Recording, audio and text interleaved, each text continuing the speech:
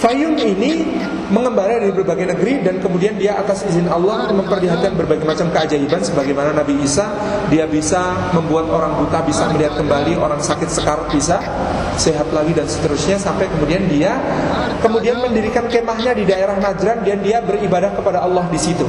Jadi ini orang Nasrani tapi tauhidnya murni. Orang Nasrani tapi tauhidnya murni. Jadi dia umat Nabi Isa yang lurus, bukan yang tersimpangkan oleh Trinitas.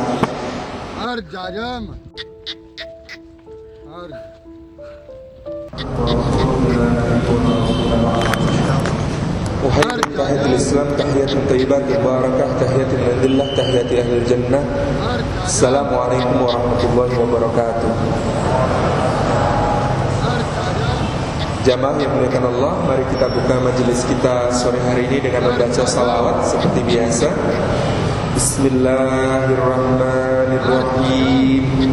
Allahumma salli ala Muhammad wa ala ali Muhammad kama sallaita ala Ibrahim wa ala ali Ibrahim wa barik ala Muhammad wa ala ali Muhammad kama barakta ala Ibrahim wa ala ali Ibrahim fil alamin innaka Hamidum Majid.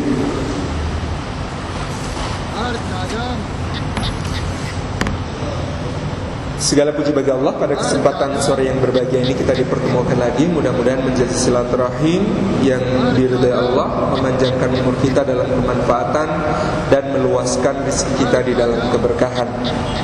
Kita sampai pada pertemuan ketiga kita. Setelah 2 pertemuan berturut-turut, kita membahas fadail atau keutamaan-keutamaan kita di dalam mempelajari sirah Nabi Muhammad SAW. Kita masuk pada hari ini pada keadaan bangsa Arab sebelum kedatangan Nabi SAW. Perlu kita jelaskan terlebih dahulu siapa yang dimaksud dengan bangsa Arab. Kata Arab sendiri berarti gurun, satu tempat yang kemudian berisi kekosongan dari berbagai macam tumbuhan. Dia umumnya berisi pasir dan batu-batu juga, gunung-gunung yang terdiri juga dari pasir dan batu-batu.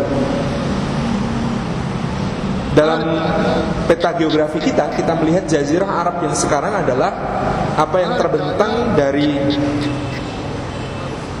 Laut Arab di selatan sampai kemudian daerah Turkistan di utara, kemudian Laut Merah di barat, sampai kemudian Teluk Persia di sebelah timur. Bentuk dari jazirah Arab itu seperti sebuah persegi yang memiliki ujung agak meruncing di daerah yang hari ini disebut sebagai Oman.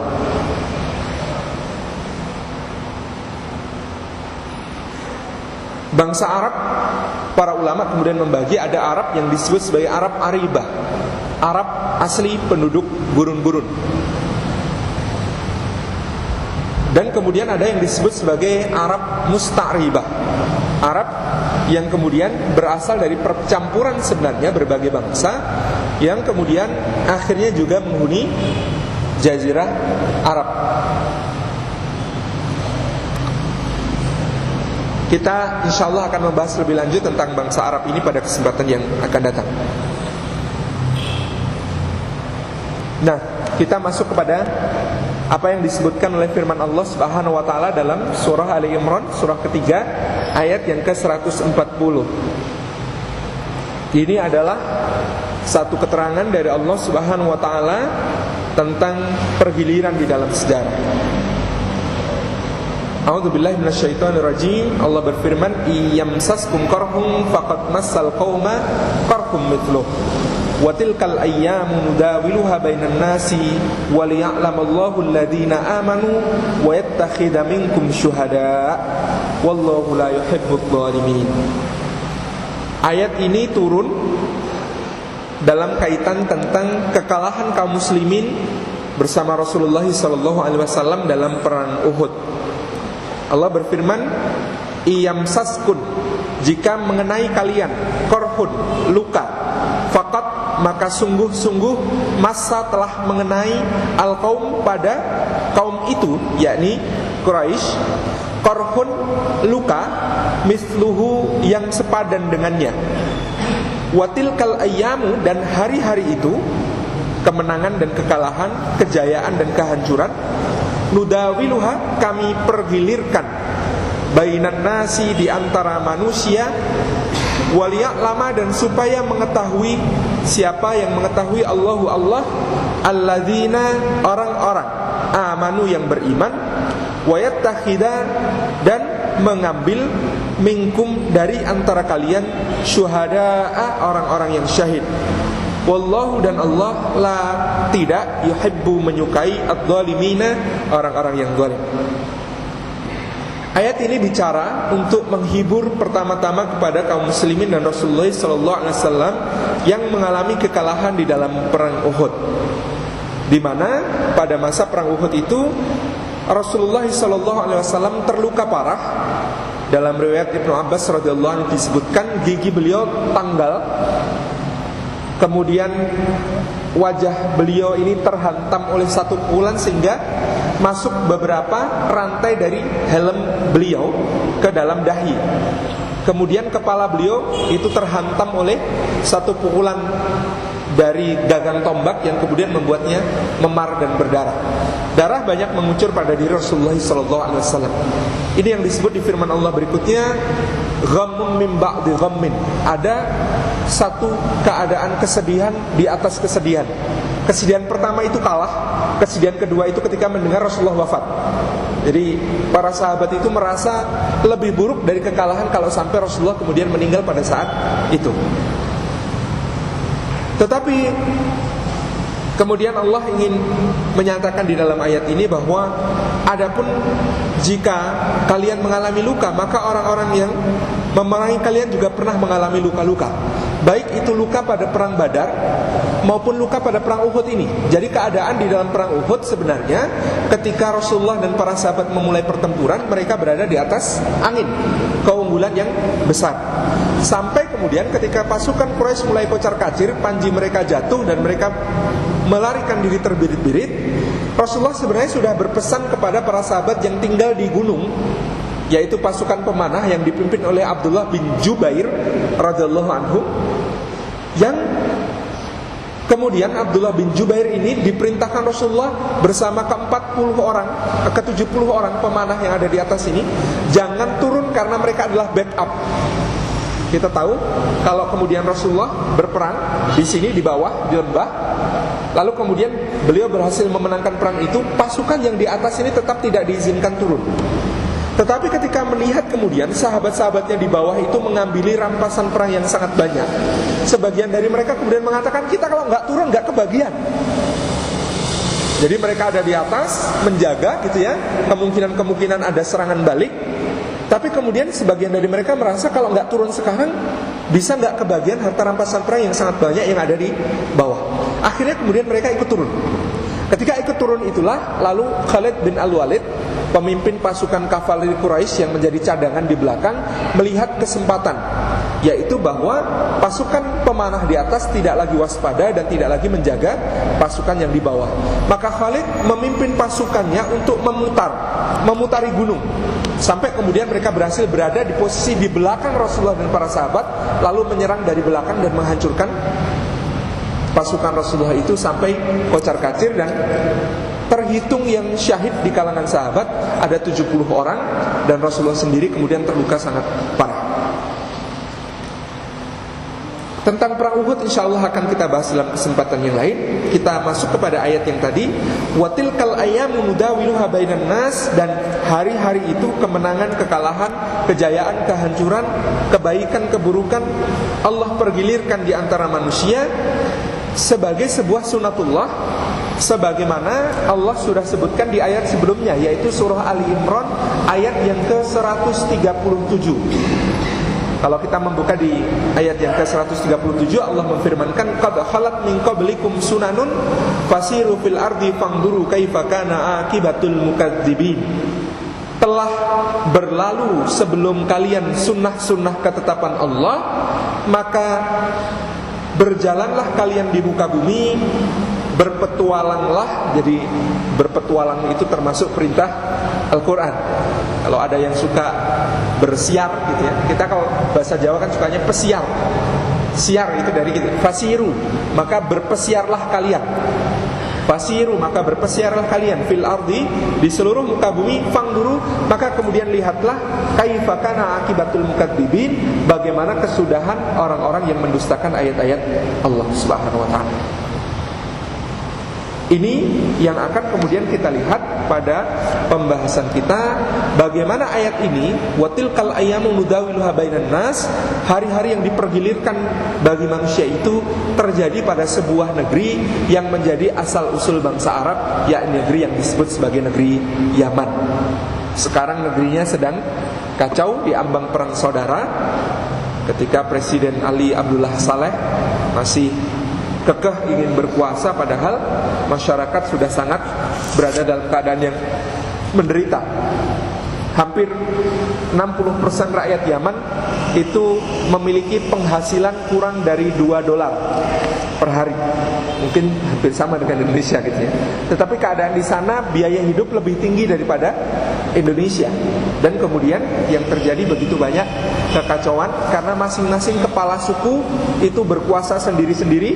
Jadi presiden punya tentara, tapi kepala suku masing-masing punya tentara juga, sehingga kemudian keadaan sangat kacau. Nah, tanah Yaman yang ada di ujung selatan Jazirah Arab ini pada mulanya adalah sebuah wilayah tempat asal bangsa Arab yang disebut sebagai Aribah. Dari mana Arab Aribah ini? Mereka adalah dari keturunan Sam bin Nuh. Jadi Nabi Nuh ketika kemudian selamat naik kapal dari banjir besar itu memiliki 3 orang putra. Satu bernama Sam. Sam ini orangnya berkulit putih. Kemudian ada yang namanya Ham, berkulit merah. Kemudian ada yang namanya Yafet, berkulit hitam. 3 putra Nuh ini, Ham, Sam, dan Yafet, yang kemudian nanti akan menurunkan berbagai macam bangsa dari percampuran berbagai warna kulit yang kemudian terjadi. Jadi kulit merah Ham dengan kulit putih Sam misalnya kemudian menjadi ada campuran-campuran. Ada kulit hitam campur warna merah, ada warna putih campur hitam, jadinya tengah-tengah dan seterusnya. Ham secara umum disebutkan sebagai orang yang menurunkan bangsa Persia dan bangsa-bangsa Turki. Kemudian Sam ini menurunkan yang sekarang disebut sebagai bangsa Arab dan bangsa Yahudi, Israel. Kemudian yang masih agak murni jalurnya, Yafet ini menurunkan bangsa Afrika. Nah, orang yang berkulit berbagai macam itu adalah kemudian percampuran dari kulit-kulit yang ada pada mereka. Kita mulai dengan negeri yang disebut sebagai Saba dan dakwahnya Nabi Sulaiman alaihissalam. Siapakah Saba? Apakah dia nama negerinya atau nama laki-laki atau nama perempuan? Ini pernah ditanyakan kepada Rasulullah SAW oleh seorang sahabat, diriwayatkan dari Abu Bakar Al-Wa'lah dari Ibnu Abbas radhiyallahu anhu bahwa ada seorang yang bertanya kepada Rasulullah, siapakah Saba itu ya Rasulullah? Apakah dia laki-laki, perempuan atau nama tempat? Kata Rasulullah, dia adalah seorang laki-laki yang memiliki 10 anak. Saba ini nama seorang laki-laki yang memiliki 10 anak. 6 tinggal di Yaman, 4 pindah ke Syam. Kalau kita lihat Jazirah Arab di sebelah utara itu namanya Syam. Itu sekarang terdiri dari negara-negara yang kemarin kita sudah sebut, Palestina, kemudian Lebanon, Syria, kemudian ada Yordania dan sebagian dari Irak dan bagian selatan Turki. Ini daerah yang dinamakan Syam. Nah, Yaman tetap berada di selatan. Daerah Syam dan Yaman sejak dahulu adalah daerah yang sangat subur. Berbeda dengan bagian tengah jazirah Arab yang terdiri dari gurun. Nah, 6 putra dari Saba itu tetap tinggal di Yaman. Mereka adalah bernama satu Mazij, jadi mem pakai dot, kemudian ya, kemudian jim. Mazij, bukan mazij musyawarah ya. Kemudian Kindah. Suku Kindah ini sampai sekarang masih ada. Orang kalau di belakangnya pakai nama Al-Kindi, berarti orang dari suku Kindah. Kemudian ada Azd, jadi Hamzah, Za, Dal. Nah, sampai sekarang juga masih ada. Kalau ada orang namanya Al-Azdi, itu berarti dari suku Azd. Kemudian ada suku Anmar. Kemudian ada suku Asy'ari. Ada sahabat Rasulullah yang namanya Abu Musa Al-Asy'ari. Ini adalah keturunan dari Asy'ari ini. Kemudian ada Himyar. Ini juga masih ada sampai sekarang. Ini 6 orang yang tinggal di Yaman. Adapun ada 4 orang yang pindah ke Syam. Mereka namanya Lakhem. Yang pertama Lakhem, yang kedua Juzam, yang ketiga Amilah, yang keempat Ghassan. Dinamakan Ghassan karena ketika perjalanan ke Syam dia sering mampir-mampir. Jadi kalau ada orang yang suka mampir-mampir, kasih nama saja Ghassan gitu ya. Jadi berbeda dengan 3 saudaranya, itu langsung pokoknya kita ke Syam, langsung ke sana. Nah, Ghassan ini mampir-mampir dulu. Makanya kemudian disebut sebagai Ghassan. Kita baca surah Saba, surah An-Naml terlebih dahulu, surah yang ke-27 ayat ke-30 dan ke-31. Innahu min Sulaimana wa innahu bismillahirrahmanirrahim. Alla ta'lau alayya wa'tuni muslimin. Negeri Saba ini diinformasikan kepada Sulaiman oleh seekor burung yang namanya Hudhud. Hudhud ini memiliki informasi yang tidak diketahui Sulaiman. Ketika Sulaiman sedang memeriksa barisan burung di absen satu persatu, ternyata Hudhud tidak tampak. Dicari-cari, akhirnya kemudian ditemukan. Hudhud pulang, dia mengatakan, Sulaiman mengatakan, kamu silahkan beri alasan yang jelas kenapa tidak tampak hari ini, kenapa absen. Atau kalau tidak, saya akan menyembelihmu atau mencincangmu. Maka Hudhud mengatakan, saya datang dari sebuah negeri yang namanya Saba binaba'in yakin, dengan satu kabar yang sangat-sangat valid, satu kabar yang sahih, satu kabar yang tidak diragukan lagi. Di sana ada sebuah negeri diperintah oleh seorang wanita dan mereka semua menyembah matahari. Jadi asal dari bangsa yang tinggal di daerah Yaman ini pada masa itu adalah penyembah matahari. Nah, kemudian Sulaiman uji Hudhud informasinya ini dengan memerintahkan Hudhud untuk mengantar sebuah surat, yang surat itu dikirimkan dengan cara dilempar lewat jendela dari Ratu Balqis, Ratu negeri Saba itu. Lalu kemudian Hudhud itu pamit dengan sangat sopan kepada Balqis, terbang lagi ke tempat Sulaiman. Ibnu Abbas radhiyallahu mengatakan bahwa orang pertama yang menulis kalimat Bismillahirrahmanirrahim adalah Sulaiman. Jadi orang pertama di muka bumi yang menulis kata Bismillahirrahmanirrahim adalah Sulaiman. Di dalam surat ini Sulaiman memulai kata-kata suratnya dengan kata-kata Bismillahirrahmanirrahim. Dahulunya sebelum turun surah An-Naml ayat ke-30 ini, Rasulullah kalau menulis surat, menulis perjanjian, menulis berbagai macam hal, memerintahkannya kepada para sahabat untuk ditulis, beliau senantiasa menggunakan kata-kata yang sering dipakai oleh orang Arab, yaitu Bismika Allahumma. Jadi orang Arab itu kalau bikin teks perjanjian, teks surat, atau teks apapun, mereka memulai dengan kalimat Bismika Allahumma. Tidak pakai ahya wa amut, tentu saja. Bismika Allahumma, dengan namamu ya Allah. Tapi sejak turunnya surah An-Naml ayat ke-27, ayat ke-30 ini, Rasulullah kemudian mengganti surat-suratnya dengan teks berbunyi Bismillahirrahmanirrahim. adanya kalimat Bismillahirrahmanirrahim di dalam surah An-Naml ayat ke-30 ini menjadikan jumlah kalimat Bismillahirrahmanirrahim di dalam Al-Quran tetap 114, meskipun surah At-Taubah tidak dimulai dengan Bismillahirrahmanirrahim. Jadi jumlah surat dalam Al-Quran itu 114, tetapi surah At-Taubah tidak dimulai dengan basmalah. Tapi basmalah yang menggenapkan jumlah 114 kita temukan di dalam surah An-Naml ini, yaitu innahu min Sulaimana wa innahu bismillahirrahmanirrahim. Dengan nama Allah yang maha pengasih lagi maha penyayang. Apa beda sifat Ar-Rahman dengan sifat Ar-Rahim? Kata para ulama, sifat Ar-Rahman adalah sifat maha pengasih Allah yang tidak pilih-pilih. Semua makhluk dikasihi, semua makhluk mendapat rizki. Tidak peduli apakah dia mukmin atau kafir, apakah dia mukhlis atau munafik, apakah dia muslim atau bukan, yang bekerja, yang melakukan berbagai macam ikhtiar untuk menjemput sebab, maka baginya rizki dari Allah Subhanahu wa ta'ala. Dan kasih sayang Allah ini berlaku secara umum. Dalam riwayat yang dibawakan kepada kita oleh Abu Hurairah radhiyallahu anhu, Rasulullah menyatakan rahmat Allah itu ada 100 bagian.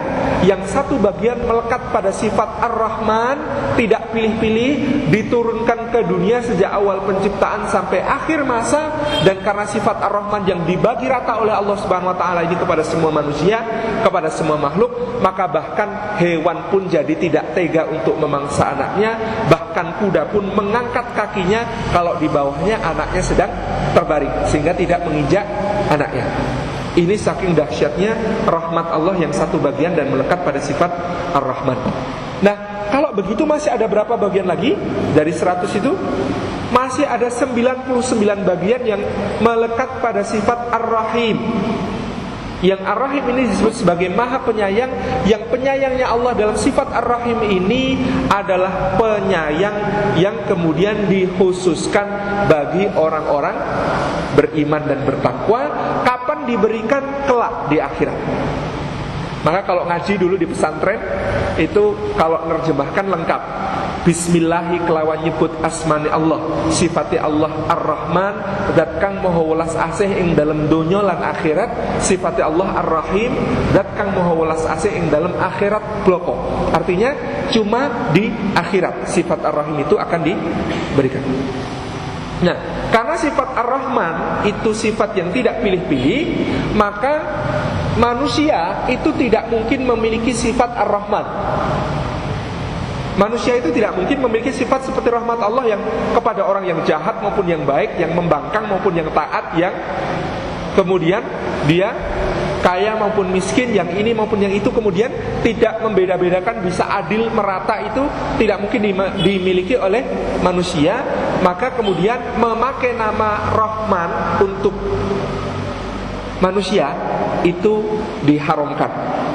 Lebih baik jika diberikan kata-kata abd atau hamba di depannya. Maka Mas Fani itu Muhammad Fani Abdurrahman, lebih baik. Karena apa? Karena Ar-Rahman ini sifat yang tidak mungkin dimiliki oleh manusia. Sementara Ar-Rahim tanpa alif lam, sifatnya nakirah saja, bukan ma'rifah, maka dia mungkin oleh dimiliki manusia. Sebab kata Ar-Rahim ini adalah kata yang kemudian kasih sayang yang pilih-pilih, yaitu kepada yang baik saja. Kalau kita menyayangi orang baik itu kan bisa, tapi menyayangi orang yang baik maupun jahat, membangkang maupun dan lain sebagainya, kita maka kemudian memakai nama Rahim tanpa alif lam, tanpa ar, itu dibolehkan. Jadi kalau ada orang namanya Rahim, Mas Rahim, boleh, gitu ya. Tetapi memakai kata Ar-Rahman tanpa abd, ini sesuatu yang tidak diperkenankan oleh Allah dan Rasulnya sallallahu alaihi wasallam. Kemudian alla ta'lu, janganlah kamu bersikap angkuh, merasa tinggi, alayya, kepadaku, waktuni, dan datanglah kepadaku, muslimina, sebagai orang-orang yang berserah, sebagai orang-orang yang tunduk, sebagai orang-orang yang taat, sebagai orang-orang yang tulus, sebagai orang-orang yang kemudian mentauhidkan Allah Subhanahu wa ta'ala dan mengakui Sulaiman alaihissalam sebagai nabi dan rasulnya.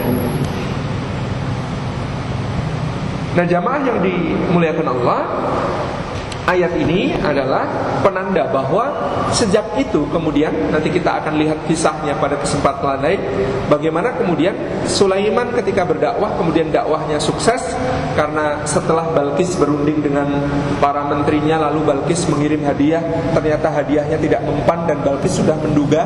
Kata Balqis, kalau dia mau menerima hadiah berarti dia raja, kita perangi. Kalau dia tidak mau menerima hadiah dan mengembalikannya, maka dia nabi. Kita tidak bisa berperang dengan nabi karena pasti akan kalah gitu. Jadi ini kemarin hubungannya dengan bahkan apa yang kita sebutkan kenapa keluarga nabi itu dilarang menerima sedekah, dilarang menerima pemberian orang. Karena kaitannya dengan izzah dan menjadi salah satu tanda kenabian bahwa dia tidak menerima sedekah. Maka bahkan hadiah saja itu sangat hati-hati menerimanya, sebagaimana Sulaiman yang kemudian Balqis sudah merasa kalau Sulaiman mau menerima hadiahnya berarti Sulaiman ini seorang raja, maka bisa diperangi. Tapi kalau Sulaiman menolak hadiahnya berarti Sulaiman ini seorang nabi, dan memerangi seorang nabi adalah sebuah hal yang konyol karena pasti akan dikalahkan. Nah, sejak itu negeri Saba, keturunan Saba, nama laki-laki tadi yang kita sebutkan, di Yaman kemudian beriman.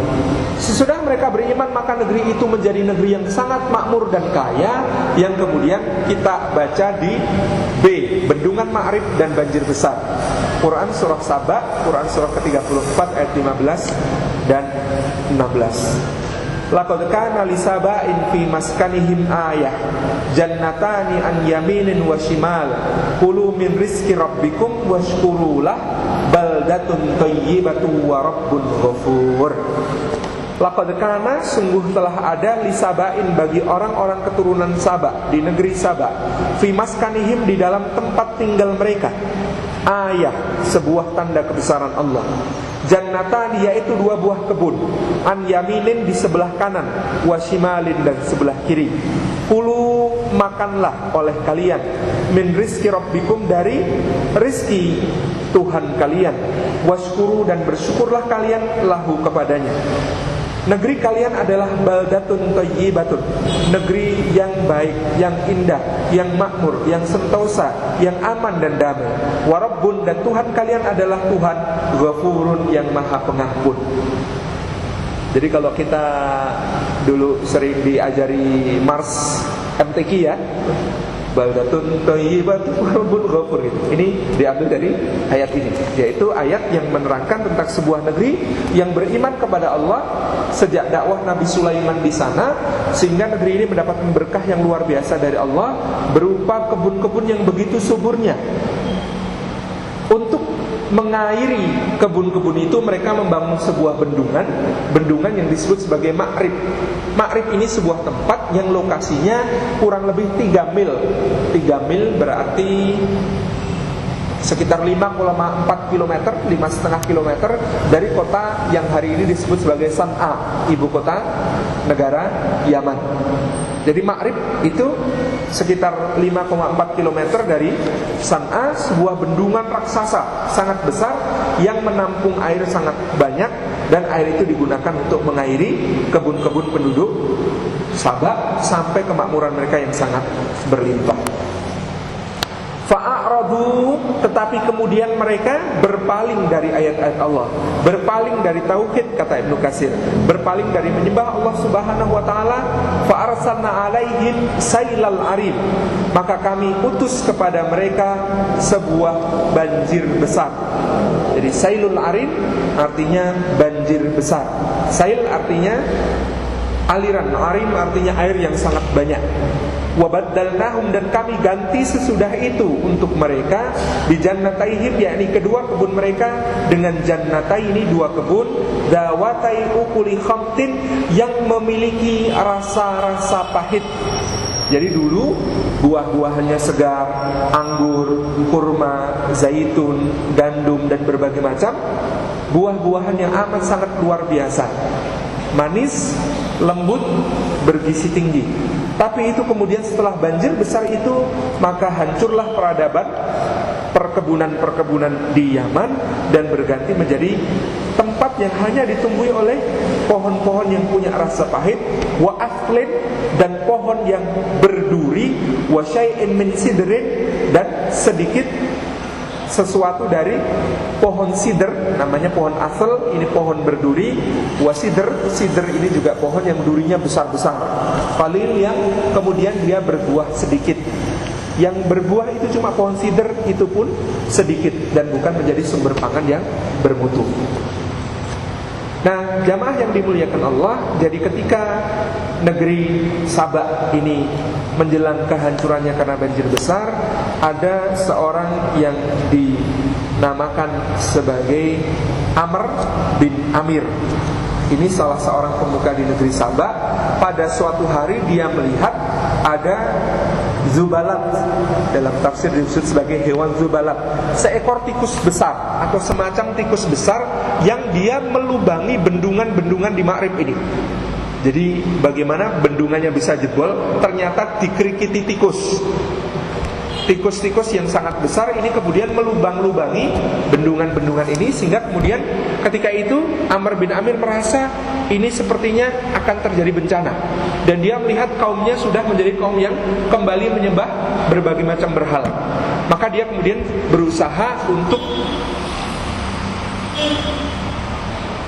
mengumpulkan keluarganya dan berusaha pindah. Nah, ketika dia mau pindah, kaumnya ini mau memanfaatkan kesempatan supaya ketika Amr bin Amir menjual barang-barangnya, mau dipakai pindah, menjual milik-miliknya, kebun-kebunnya, rumah-rumahnya, dan lain sebagainya, ini biar harganya murah. Maka diadakanlah satu skenario jahat. Mereka kemudian membisik-bisiknya anak bungsunya Amr bin Amir ini, yang kemudian karena nakalnya, karena ngeyelnya, anak bungsu ya, nakal, ngeyel, dan lain sebagainya, ini suka kemudian membantai ayahnya, dan kemudian oleh ayahnya suka diperlakukan oleh ayahnya secara kasar. Nah, kaumnya ini ngojo-ojoi, nanti kalau kamu diperlakukan ayahmu apapun juga balas. Kalau dibentak, balas bentak. Kalau kamu ditampar, balas tampar. Kalau kamu dipukul, balas pukul. Kalau kamu ditendang, balas tendang, gitu. Maka dilakukanlah oleh anaknya ini. Ketika bapaknya kemudian memanggil dia justru kemudian membantah. Ketika bapaknya kemudian menegur semakin keras, dia balas membentak. Ketika bapaknya semakin tinggi emosinya, semakin marah akhirnya dan menampar putranya, maka si bungsu ini membalas tamparannya. Bapaknya makin marah, memukul putranya, balas pukul. Kemudian ketika bapaknya menendang putranya, maka si bungsu ini balas nendang. Maka marahlah luar biasa Amr bin Amir, dan kemudian mengatakan, demi Allah aku akan pindah hari ini juga. Demi Allah aku akan pindah hari ini juga. Akhirnya kemudian barang-barangnya itu dijual murah. Ini siasat kaumnya kepada Amr bin Amir yang sudah punya rencana untuk pindah, tapi dipercepat dengan dibikin marah sehingga barang-barangnya itu harganya murah. Jadi kalau mau beli barang biar murah itu belilah dari orang yang sedang marah gitu ya. Sedang emosi ini biasanya kalau jualan jadi kacau semuanya.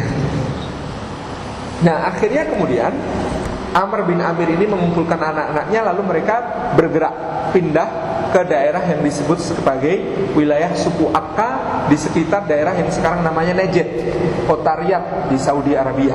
Di sana mereka berperang dengan penduduk setempat, kadang kalah kadang menang, sampai akhirnya mereka tercerai-berai. Sebagian pergi ke daerah Syam, sebagian pergi ke daerah Oman, sebagian pergi ke daerah yang lain. Jadi ini adalah sebuah wilayah yang kemudian ditinggalkan, tetapi masih ada penduduknya, dan yang meninggalkan disebut sebagai Amr bin Amir, yang mempercepat persebaran dari bangsa Arab Aribah. Di bangsa Arab yang kemudian asli ini menyebar ke berbagai macam wilayah yang lain.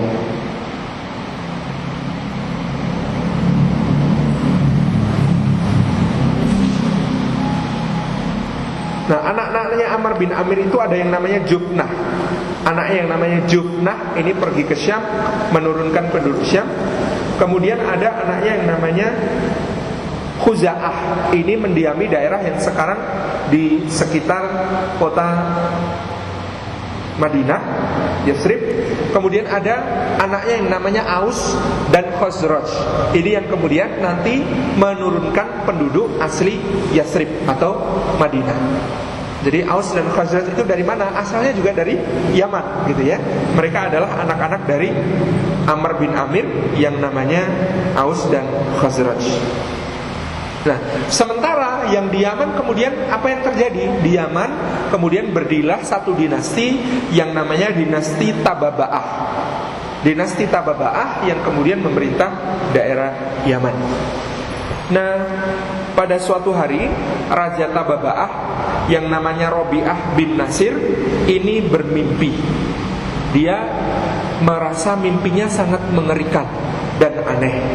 Maka pada masa itu ada dua orang ahli mimpi yang terkenal, namanya Syekh dan Satih. Syekh dan Satih. Nah, Syekh dan Satih ini lalu dipanggil oleh Rabi'ah bin Nasir untuk menjelaskan mimpinya. Datanglah, pertama yang datang adalah Syekh dulu yang datang. Kemudian kata Syekh, apa keperluan Tuan Raja? Kata Rabi'ah bin Nasir, saya bermimpi dan tolong jelaskan kepada saya mimpi saya ini. Syekh bertanya, apa mimpi Tuan? Oh, kata Rabi'ah, saya tidak akan menjelaskan mimpi saya kepada Anda. Saya baru percaya bahwa tafsir Anda atas mimpi saya benar. Kalau saya tidak perlu cerita, Anda sudah tahu saya mimpi apa gitu. Jadi kata Rabi'ah kepada Syekh, saya nggak akan menyebutkan mimpi saya apa. Kalau Anda memang seorang penafsir mimpi yang ulung, Anda pasti tahu mimpi saya sebelum saya bicara. Kata Syekh, baik. Yang saya tahu, Anda bermimpi bahwa ada sebuah benda berwarna hitam keluar dari satu daerah yang gelap, lalu jatuh di sebuah padang yang luas, lalu orang-orang pun memakannya. Betul begitu? Iya, betul. Mimpi saya memang demikian. Apa itu maksudnya? Kata Syekh kemudian, ketahuilah bahwa akan datang dari Habasyah satu pasukan yang sangat besar berkulit hitam, dan mereka akan menaklukkan negeri kita. Musibah, kata Rabi'ah bin Nasir. Kapan itu akan terjadi? Apakah pada masa saya atau sesudah saya? Kata Syekh, itu akan terjadi 70 tahun dari sekarang. Jadi pada masa bukan masa Anda. Apakah mereka akan berkuasa selamanya di negeri saya? Kata Syekh, tidak. Mereka hanya akan berkuasa selama kurang lebih 70 tahun juga. Nah, lalu siapa yang mengalahkan mereka? Yang mengalahkan mereka adalah orang yang pemuda yang rendah hati dan tidak sombong, bernama Iram, yang disebut sebagai Dhi Hizan. Iram Dhi Hizan namanya. Apakah Iram Dhi Hizan dan keturunannya akan berkuasa terus atas negeri kami? Kata Syekh, tidak. Tuh, berapa lama? Cuma 70 tahun. Sesudah itu, siapa yang berkuasa? Dia akan dikalahkan oleh pengikut seorang nabi yang akan muncul sebagai penutup para nabi di tengah-tengah jazirah. Lalu nabi itu akan menguasai daerah ini sampai akhir zaman. Memangnya ada akhir zaman? Kata Rabi'ah bin Nasir, ada. Zaman akhir zaman adalah saat di mana Allah menggulung seluruh langit dan bumi, dan kemudian menghimpunkan semua manusia untuk mempertanggungjawabkan semua perbuatan mereka kepadanya. Oh, begitu. Nah, Syekh sudah menjelaskan mimpinya, pulang. Ganti, Satih datang. Satih. Wallahu alam, dulu Pak Darwin memberi nama putrinya Bu Satih itu dari nama ini atau bukan? Satih ini seorang peramal mimpi yang juga sangat hebat. Jadi Satih datang, ditanya, tolong jelaskan mimpi saya. Apa mimpi Anda? Sama kemudian. kelanjutan kisahnya. Jadi mimpinya dijelaskan dengan sama, tetapi satu ini lebih cerdas. Kenapa?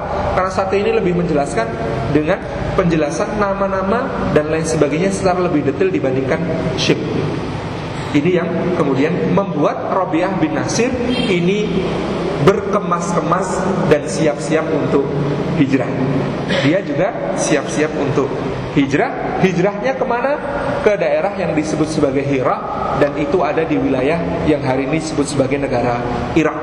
Jadi dari Yaman pindah ke Irak. Ini semakin memperluas persebaran orang Arab, gitu ya. Dari Yaman mereka pindah ke daerah yang dinamakan sebagai Irak. Bapak Ibu yang dirahmati Allah, kita kembali kepada tadi penyebutan bahwa kenapa Yaman ini disebut sebagai asal-usul bangsa Arab. Dan karena akhirnya nanti kita akan melihat bahwa Ismail alaihissalam ini yang nanti punya 12 orang putra juga. Jadi Nabi Ismail ini menikah dengan wanita Jurhum. Kabilah Jurhum ini adalah keturunan dari kabilah yang disebut sebagai Qahtan. Dan Qahtan ini adalah sampai hari ini adalah suku terbesar yang ada di Yaman. Jadi kalau sekarang kita ketemu orang ada Syekh Abdul Rashid Al-Qahtani. Nah, Al-Qahtani artinya dari suku Qahtan. Dan ini adalah suku yang umurnya termasuk suku yang tua di kalangan bangsa Arab. Karena bahkan istrinya Nabi Ismail ini berasal dari keturunan Qahtan.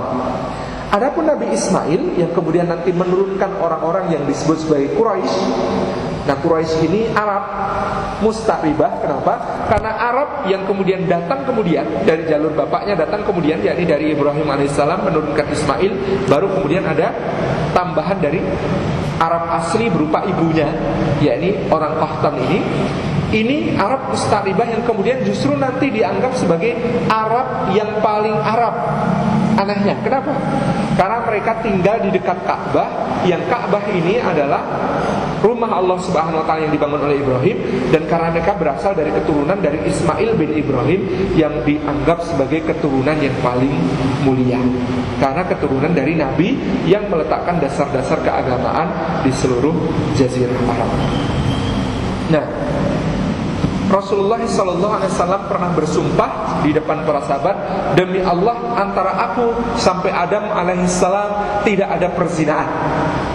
Artinya apa?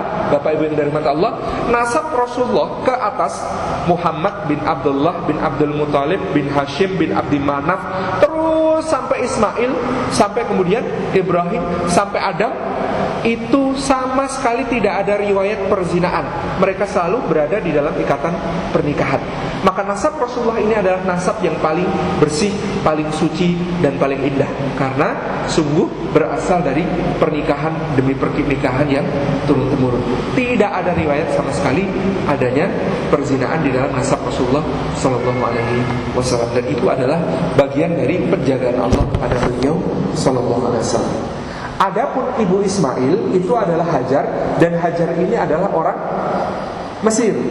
Dan Hajar ini disebutkan kulitnya bukan kulit putih, tapi orang Mesir asli yang kulitnya agak sauda. Sauda itu bukan sawat. Kalau sawat hitam, sauda kehitam-hitaman. Ada sebuah hadis yang diriwayatkan oleh Imam At-Tabrani dan Imam Al-Baihaqi. Rasulullah SAW pernah bersabda, Allahu fi ahli zimmah ahli madarah as-sauda as-suhmi al-ju'ad fa inna lahum nasaban wa sihra.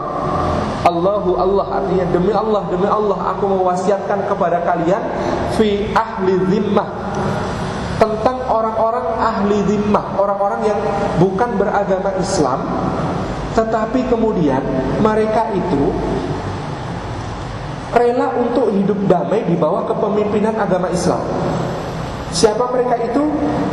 Ahlul Madarah, penduduk negeri yang banyak ditumbuhi oleh berbagai macam perkebunan dan pepohonan, juga hutan-hutan. Yang dimaksud Ahlul Madarah adalah penduduk Mesir. Karena Mesir ini kalau Anda tanya dari orang yang pulang kuliah dari Mesir, subhanallah ya, namanya sungai Nil itu begitu luar biasa diberikan, dikaruniakan Allah kepada Mesir, sampai yang namanya buah-buahan terbaik di dunia itu sebagian besar berasal dari sana, dan harga di sana itu murah luar biasa. Mas Fani yang pernah ke Kairo, kemudian ke Rafah, kemudian ke Gaza cerita, jus di Mesir itu kalau dirupiahkan, yang namanya jus jeruk itu lintrek-lintrek saking kentalnya itu, dirupiahkan cuma 1.500. 1.000 gang 100 rupiah itu sudah lintrek-lintrek. Kalau kita kayak setara dengan dibikin bukan dari satu buah jeruk, satu gelas jus itu, tapi benar-benar diperas dari 4 atau 5 buah jeruk untuk diminum. Itu cuma 1.500. Apel juga murah, anggur juga begitu murahnya, kurma juga begitu murahnya. Saking luar biasanya negeri yang disebut sebagai Madarah. Madarah yaitu negeri yang banyak pepohonannya. Kemudian disebutkan di sini Ahlul Madarah yang as-sauda, kulitnya kehitam-hitaman, penduduk asli Mesir. Kulitnya kehitam-hitaman. As-sahmi, yang rambutnya keriting. As-sahmil ju'ad, yang rambutnya keriting. Jadi kulitnya kehitam-hitaman, rambutnya ikal, keriting. Fa'inna lahum nasabat, karena dengan mereka, kita ini, kata Rasulullah, kita ini dengan mereka ada hubungan nasab. Hubungan nasab, yang beliau maksud hubungan nasab adalah hubungan dengan Hajar dari ibu Nabi Ismail alaihissalam, disebut sebagai hubungan nasab karena Hajar berasal dari sana. Wasihrat, dan hubungan perbesanan. Kok disebut hubungan perbesanan? Kenapa? Karena salah satu istri Rasulullah SAW namanya Maryah Al-Qibtiyah, itu berasal dari Mesir. Jadi dengan orang Mesir itu, kata Rasulullah, orang Arab itu punya hubungan nasab, keturunan, dan punya hubungan perbesanan, yaitu ketika Maryah Al-Qibtiyah menjadi istri beliau sallallahu alaihi wasallam. Jadi sekali lagi bangsa Arab Quraisy itu justru berasal dari percampuran berbagai macam bangsa. Ada orang Mesir kulit hitamnya, berarti dia keturunannya Yafets. Ada Ismailnya, berarti dia keturunan Nabi Ibrahim. Ada yang kemudian satu lagi dari keturunan Jurhum, Arab Aribah, yang kemudian dia keturunan dari Sambito. Nah, ini jamaah yang dimuliakan Allah. Lalu kita menginjak kepada selanjutnya, pembahasan tentang agama Yahudi, Nasrani, dan Ashabul Ukhdud. Kita bisa membacanya di dalam tafsir surah Al-Buruj, surah 85 ayat 4 sampai 8. Qutila ashabul ukhdud an-nari dzatil waqud idhum 'alaiha qu'ud wa hum 'ala ma yaf'aluna bil mu'minina syuhud wa ma naqamu minhum illa ayyuminu billahil azizil hamid. Qutila binasa, siapa yang binasa? Ashabul ukhdud, orang-orang yang memiliki ukhdud. Ukhdud ini apa? Ukhdud ini adalah satu kata yang diserap dari bahasa lama, berarti lubang memanjang di suatu tanah atau parit, tetapi dalam. Juga bisa kalau orang terluka, terkena sabetan pedang, kemudian lukanya itu memanjang, itu juga disebut ukhdud. Apa kalau kita disebut orang ada luka di pipi misalnya, condet. Nah, condet itu bahasa Arabnya juga ukhdud. Dia punya condet di wajahnya, itu punya ukhdud di wajahnya. Sayatan. Kemudian jamak dari ukhdud adalah akhadid. Parit-parit juga artinya. Nah, Ashabul Ukhdud ini nanti akan kita ceritakan apa yang kemudian mereka lakukan. An-nari dzatil waqud, yaitu parit-parit yang berapi yang kemudian memakai bahan bakar. Idhum 'alaiha qu'ud, ketika mereka duduk-duduk di atasnya. Wa hum 'ala ma yaf'aluna bil mu'minina syuhud, dan mereka menyaksikan apa yang telah mereka perbuat kepada orang-orang yang beriman. Wa ma naqam minhum illa ayyuminu billahil azizil hamid, dan tidaklah mereka menyiksa orang-orang beriman itu kecuali sebab iman mereka kepada Allah yang Maha Perkasa lagi Maha Terpuji. Kita mulai kisahnya dengan raja yang namanya Raja Tubba. Dalam Al-Quran beberapa kali disebut ada nama wa qaumit Tubba, dan kaumnya Raja Tubba. Nama aslinya adalah Tuban, bukan Tuban Jawa Timur ya, tapi namanya adalah Tuban bin Asad bin Abi Karib, raja yang kemudian berkuasa setelah masa yang tadi disebut masa Robi'ah bin Nasir yang hijrah ke Irak tadi. Ada raja namanya Raja Tuba. Raja Tuba ini raja yang sangat perkasa, dia punya pasukan yang sangat banyak, maka dia memimpin pasukannya untuk menaklukkan suku-suku Yaman yang sudah mencar ke berbagai macam wilayah. Dan salah satu suku yang diserbu adalah suku yang ada di daerah Yathrib, yaitu Aus dan Khazraj. Maka Tuba menyerbu ke sana. Awalnya kota Yathrib ini menyerah tanpa syarat. Akhirnya dia tempatkan anaknya untuk menjadi raja muda di situ. Baru dia tinggalkan beberapa puluh kilometer, ternyata anaknya itu dibunuh oleh penduduk Yathrib. Baliklah dia dengan begitu marah dan kemudian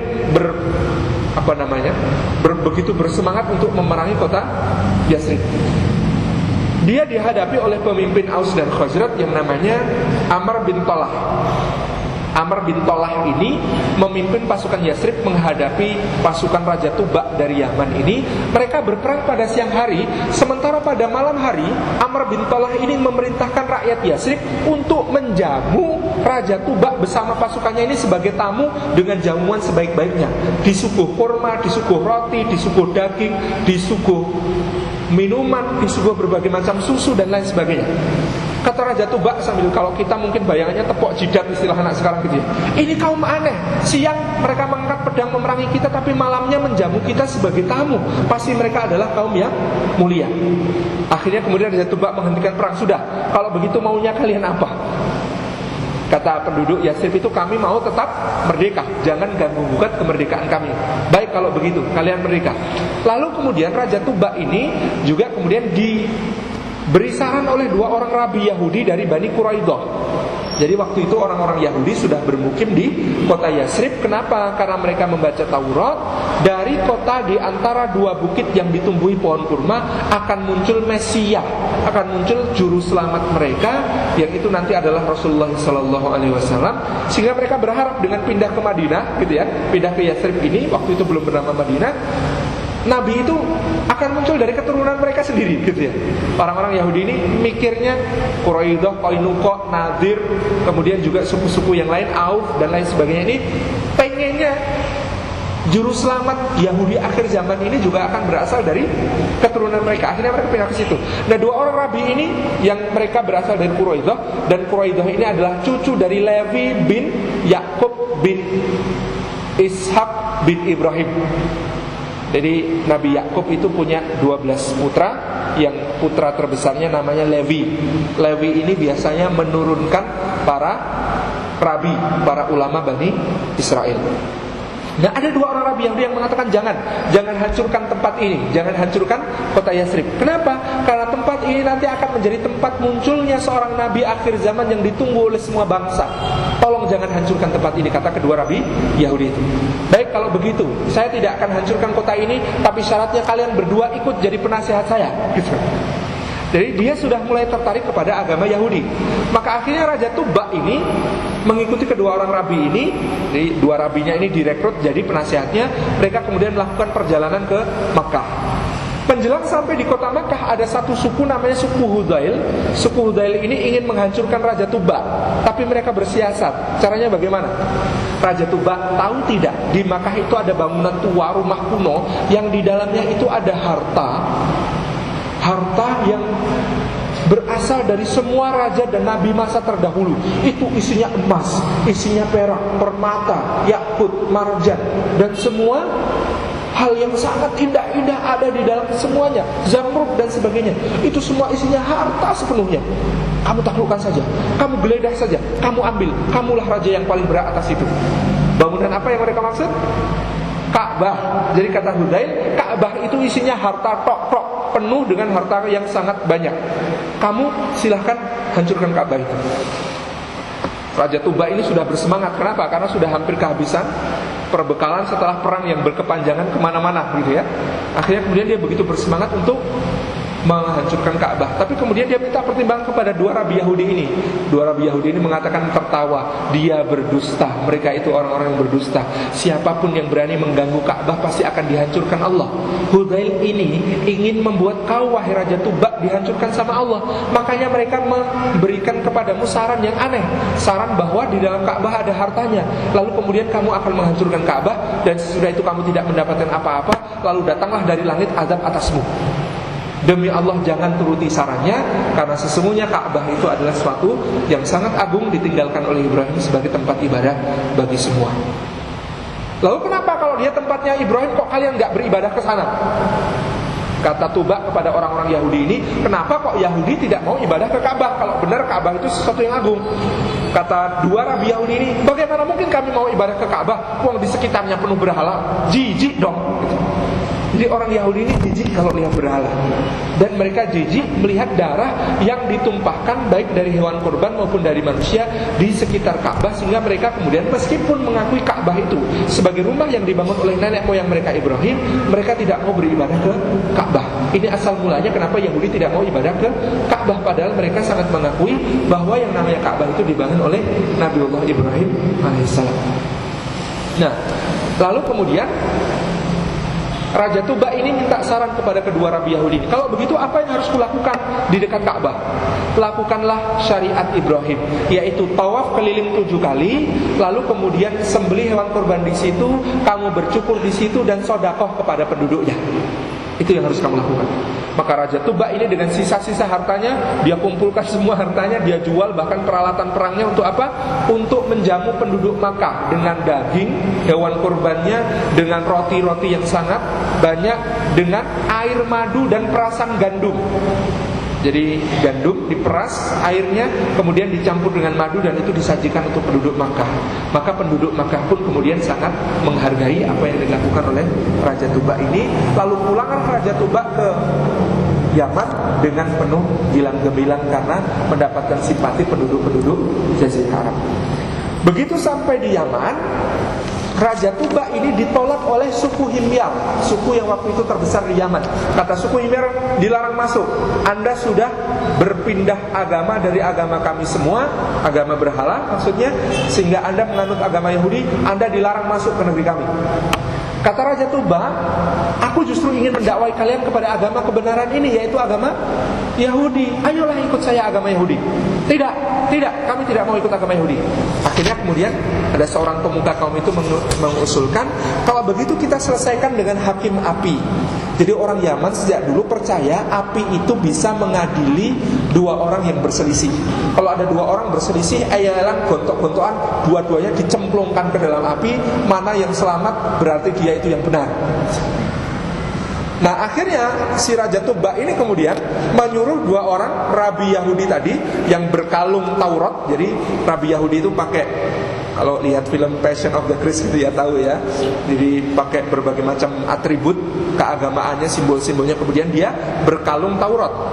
Ini kemudian dijejerkan dengan berhala-berhala yang disembah oleh kaumnya. Kemudian keduanya ini dibakar. Jadi rabi Yahudi dibakar, berhala-berhalanya juga dibakar. Nanti mana yang selamat? Kalau yang selamat berhalanya berarti tetap harus sembah berhala.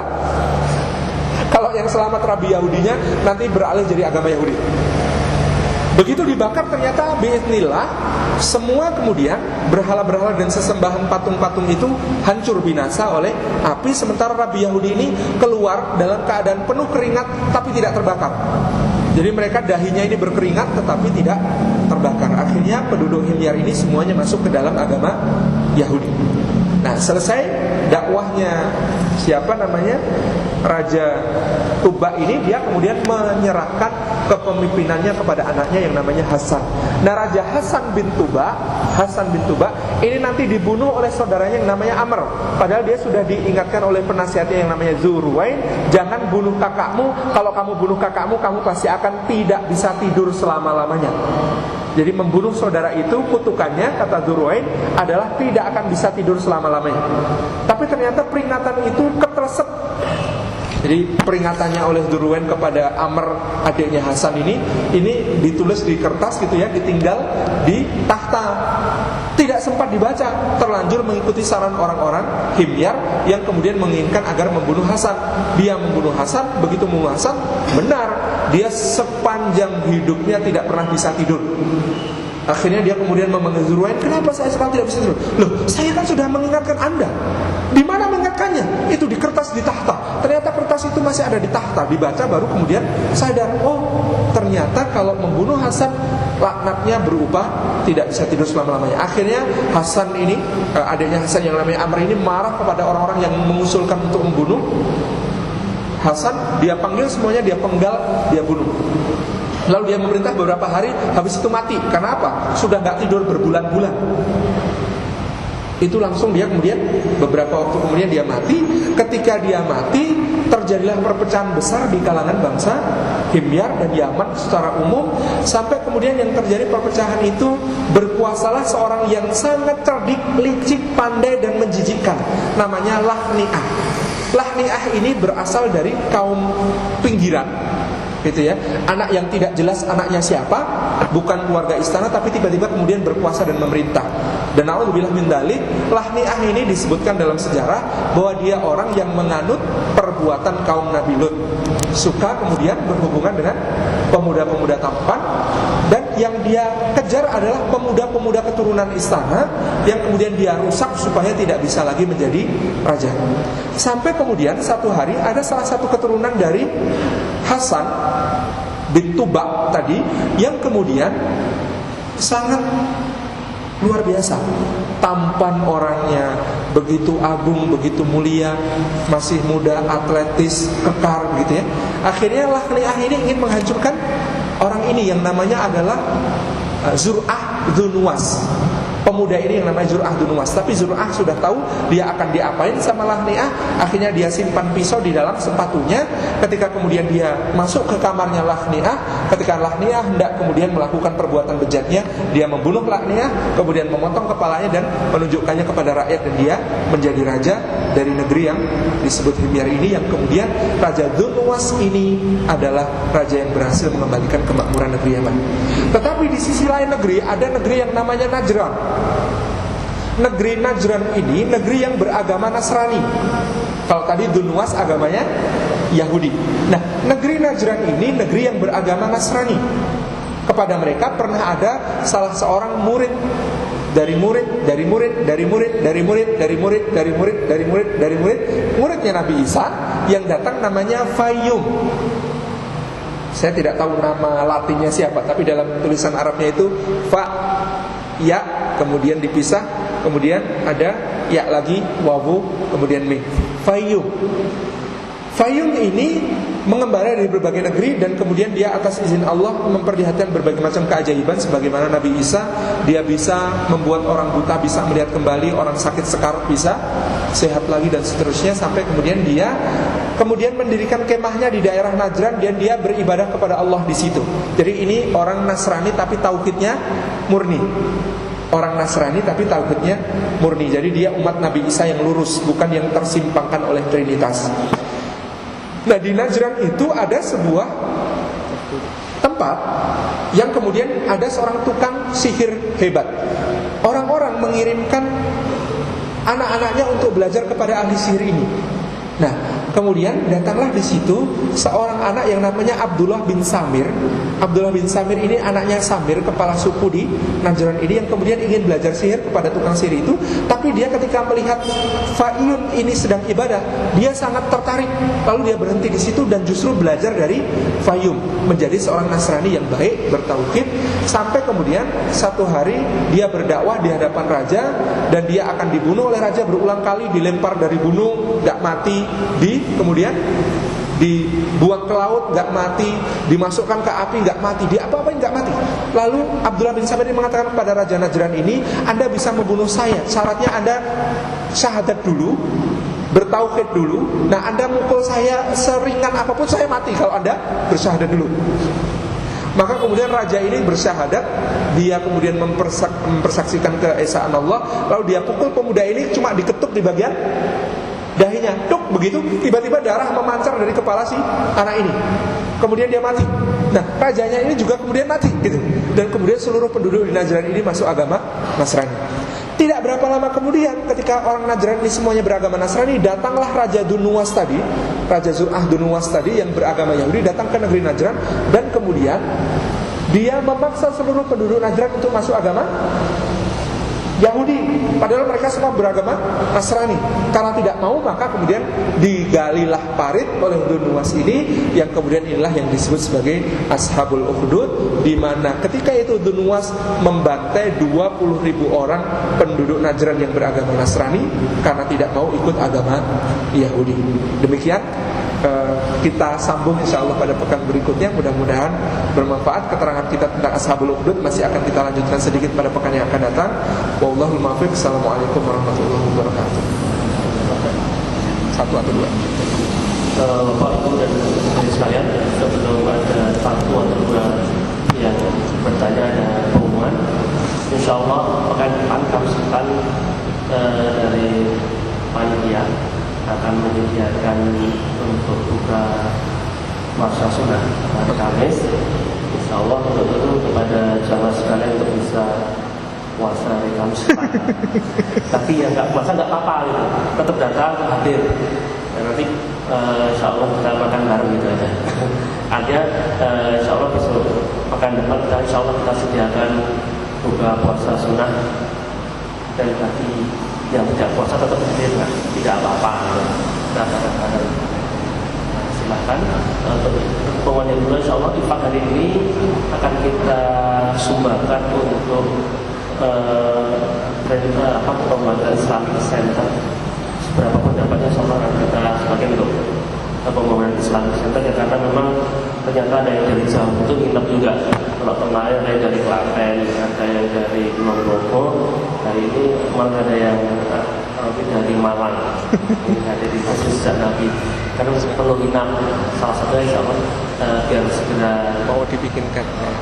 Jadi penginapan di satu di Islamic Center Masjid Jawa ini hari ini kita pakai untuk itu. Baik, kita buka satu pertanyaan dari yang bertanya. Satu pertanyaan. Monggo, ada yang bertanya tentang kajian pra kelahiran Nabi. Satu, yang putri ada? Oke, baik, monggo. Boleh.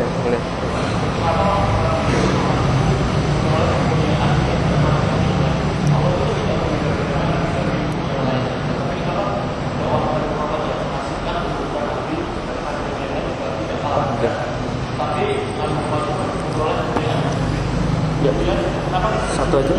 Baik,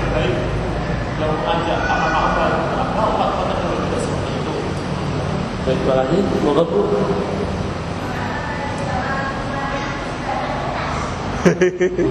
Ini Zaman Nabi Sulaiman. Ada kertas, ada penerbit, ada penulis dia. Ya. Baik, pertanyaan pertama, kenapa kemudian Nabiullah Muhammad SAW ini mendapatkan keutamaan dan umatnya juga mendapatkan keutamaan? Sampai agungnya keutamaan itu kita menemukan bahwa Nabi pertama yang akan menyambut umatnya di surga adalah Nabi Muhammad SAW sebelum nabi-nabi yang lain. Nabi yang kemudian akan membawa bendera syafaat, diberi hak oleh Allah untuk menyelamatkan umat manusia juga adalah Nabi Muhammad SAW. Bahkan dalam hadis tentang syafaat yang panjang di Riyadhus Shalihin itu kita baca ya, nanti umat manusia itu akan berbondong-bondong datang kepada Adam. Wahai Adam, kami anak turunmu, kami anak cucumu, selamatkan kami. Kami terancam azab Allah Subhanahu wa taala. Berikan syafaat kepada kami, rekomendasi agar Allah menyelamatkan kami. Kata Adam, tidak, aku malu. Aku pernah diberikan perintah oleh Allah, lalu aku tidak bisa mentaati perintah itu. Datanglah kepada Nabi yang begitu agung, bapak manusia yang kedua, Nuh alaihissalam.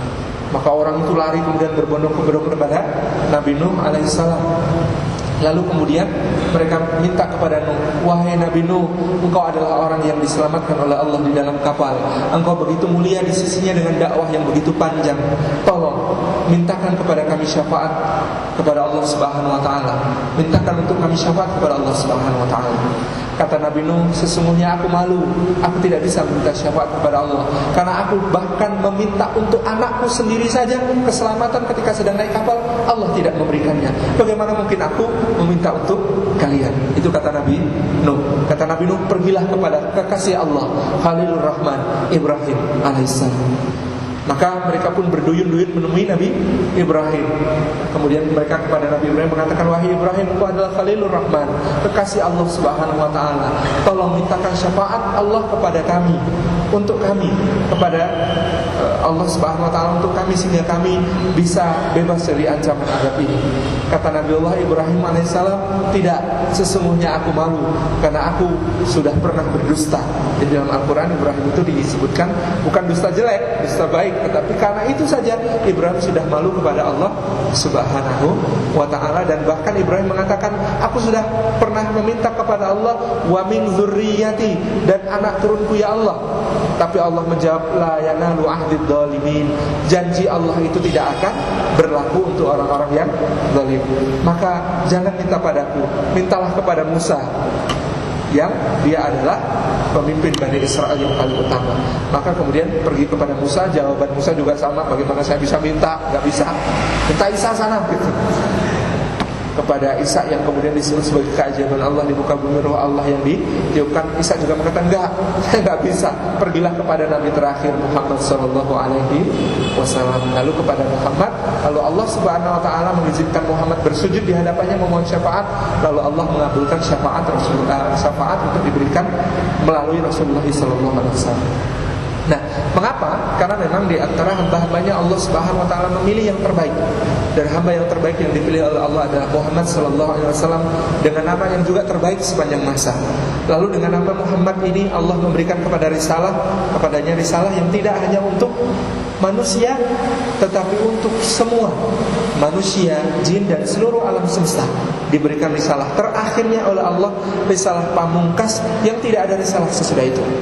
Nabi-nabi sebelumnya diutus terbatas pada kaum-kaum tertentu, tetapi Muhammad diutus untuk seluruh umat manusia.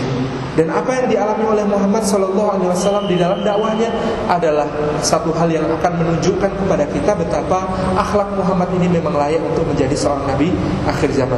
Kalau nabi-nabi sebelumnya ditawari oleh Allah ketika kaumnya sudah mencapai puncak kejahatannya, hancurkan saja, bagaimana? Kata mereka, ya, hancurkan ya Allah.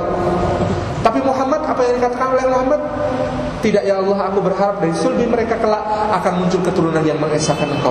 Maka Allah memuji Rasulullah dengan kata-kata, wa innaka la'ala khuluqin azim, dan engkau berada di atas akhlak yang mulia. Jadi Allah sendiri muji, takjub, kagum kepada Muhammad, yang kemudian kalau Nabi sebelumnya itu ditawarin kaum yang membangkang kepadanya akan dihancurkan, mereka ya sudah ya Allah, terserah engkau. Tetapi kalau Muhammad mengatakan jangan ya Allah, anak-anak mereka masih mungkin beriman, cucu-cucu mereka masih mungkin beriman, buyut-buyut mereka masih mungkin beriman. Dan itu adalah sedikit di antara buktinya. Nanti akan kita bahas bab syama'il, tentang betapa mulianya Rasulullah SAW. Kemudian pertanyaan selanjutnya tentang kertas. Apakah pada zaman Nabi Sulaiman alaihissalam sudah ada kertas? Pada masa itu surat tidak ditulis di atas kertas, tapi di atas kulit binatang. Pada umumnya ditulis di atas kulit binatang. Kapan kertas ditemukan? Kertas baru ditemukan pada tahun 180 sebelum Masehi oleh seorang sastrawan dinasti Han yang namanya Cai Lun. Nah, Cai Lun ini membuat kertas di Cina dari bambu. Nah, Cai Lun yang membuat kertas dari bambu pada tahun 180 atau 170 sebelum Masehi, sementara Nabi Sulaiman alaihissalam hidup pada kira-kira tahun 1100 sebelum 1500 sebelum Masehi. Jadi rentang waktunya jauh. Sulaiman 1500 sebelum Masehi, sementara Cai Lun ini pada tahun sekitar 170 sebelum Masehi. Maka belum ada kertas, dan ketika itu surat ditulis bukan pada kertas tetapi pada umumnya pada kulit hewan atau kain. Kalau kain sudah ada. Kain sudah ada sejak zaman Nabi Akhnuk, Nabi Idris alaihissalam. Jadi sudah ada kain, sehingga tulisan itu biasanya pada lembaran-lembaran yang terbuat dari kulit binatang atau terbuat dari kain. Ini yang ada. Wallahu a'lam bishawab. Baik, demikian insyaallah kajian tentang sirah Nabi kita sambung pekan depan. Kita ingatkan insyaallah pekan depan kita puasa sunnah, insyaallah.